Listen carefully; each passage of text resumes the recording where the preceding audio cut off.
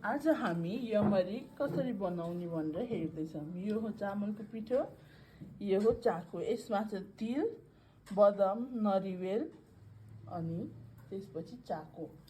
अब हामी यसरी बनाउँछौँ यमरीको सेप।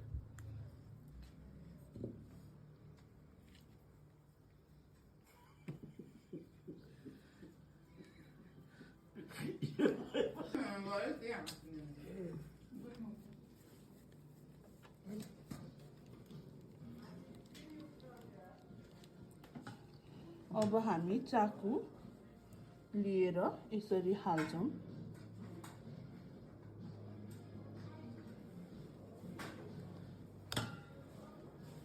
अनि बिस्तारै बिस्तारै हामी यसरी बन्द गर्छौँ।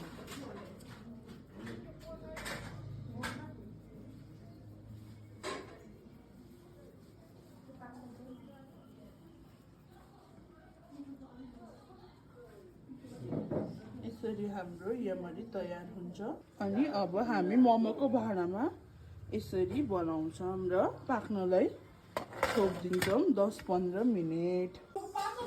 ल हेर्नुस् त, अब हाम्रो यमरी रेडी भयो। अब मिठो मिठो खानुहोस्। तपाईहरु पनि बनाएर धन्यवाद।